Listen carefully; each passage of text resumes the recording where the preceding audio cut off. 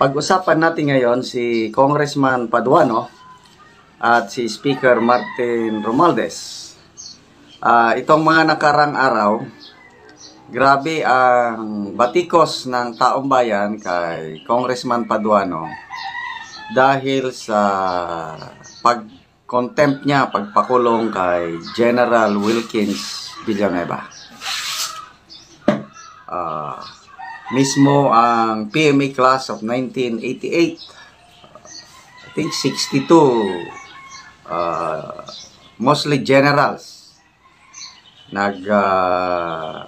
perma ng manifesto expressing their support to General Wilkins Villanueva at kinokondena nila yung pagpakulong sa kanilang classmate. At ito, sinabayan ng publiko. Naglalabasan na ang mga record, mga nagawa ng Alex Bongcayo Brigade na pinanguluhan ni Congressman Paduano nung nasa kabila pa siya. So, sa dami ng batikos na natatanggap nitong Congressman Paduano, nagsalita na si Speaker Martin Romualdez. Dumipensa na siya to the rescue. Ito, yung statement niya, basahin ko ha. Ipinos ng Starlight. Sabi ng speaker, ginagawa lang niya ang trabaho niya. Parang nagiging Truth Commission na ngayon ang Quad Nagiging Truth Commission na ngayon yung mga efforts natin dito sa Congress. Because this is the place, itong venue natin, yung forum where we can come out and ferret out the truth. Wow! Yun po. So, trabaho lang daw yun ni Congressman Paduano.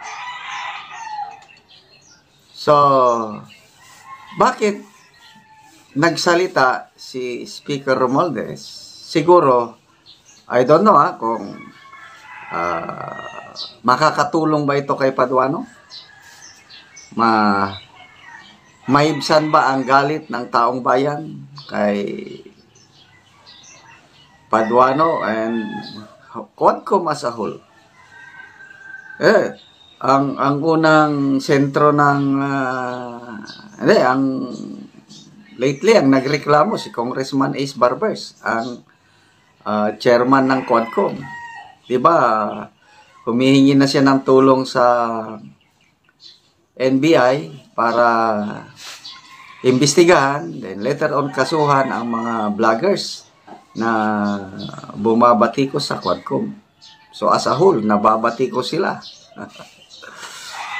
And then, ito ngayon, lately, singled out si Congressman Paduano, binabatikos ng iba't ibang sektor ng society.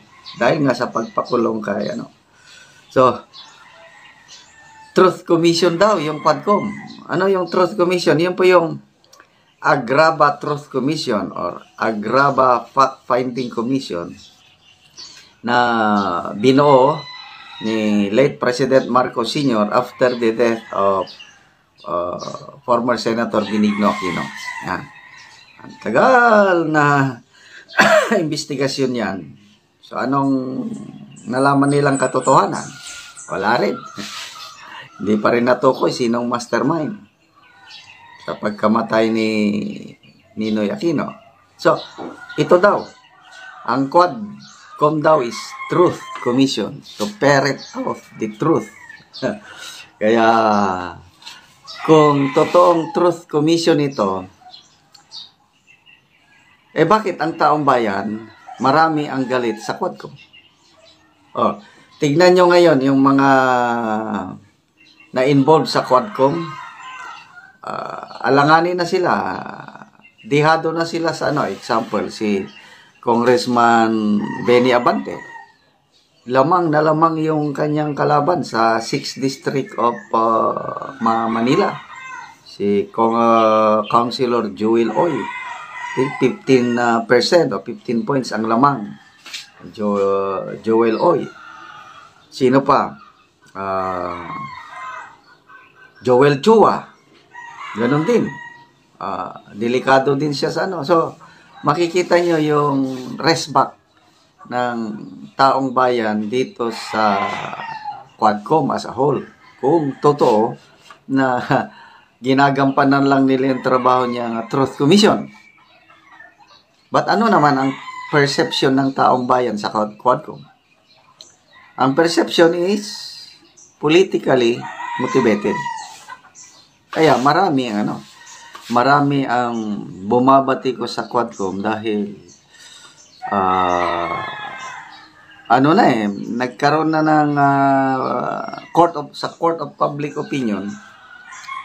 Talaga ang target nila mga Duterte, specifically si Pangulong Rodrigo Roa Duterte. Anyway, balik tayo kay Congressman Paduano. Nakakulong pa hanggang ngayon si General Wilkins Villanueva. Kawawa, no?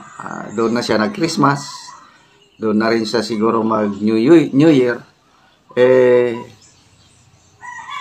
Anong kasalanan niya? Yun lang, hindi nagustuhan ni Congressman Paduano yung sagot niya. Sabi niya, lying. Refusal to answer. Sumasagot man.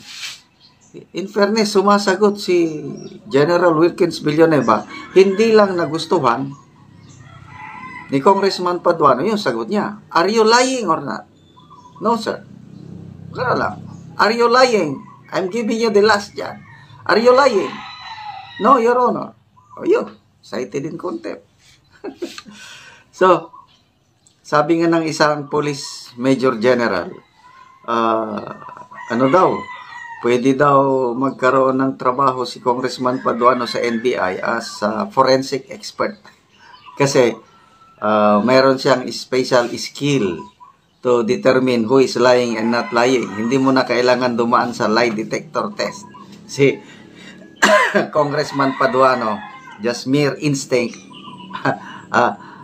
ma-determine niya na yung kasi yun ang kanyang skill daw eh. So, ganon katindi itong Quadcom ngayon, yung hindi nila makursunadahan ang sagot.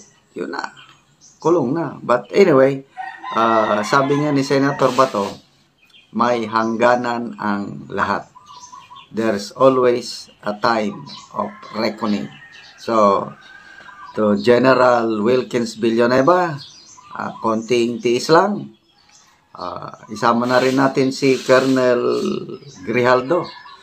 Ganon din, may napanood akong parang video message niya. Nasa loob siya ng kulungan eh.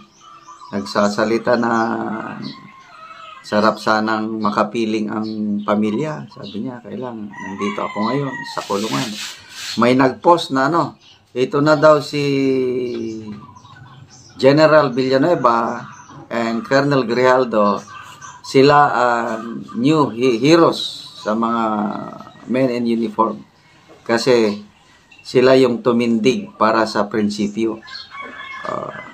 Alam nyo, kung hindi nagsalita si Colonel Grijaldo sa Senate hearing, hindi niya binulgar yung nangyari sa kanya na kinonvince siya na aminin na may reward system. Kaya ay sana ang buhay niya ngayon. So bakit siya, kaya sabi nga yan, nung bago siya mag-bulgar sa nalalaman niya, magiging abnormal na ang buhay ko. But so be it.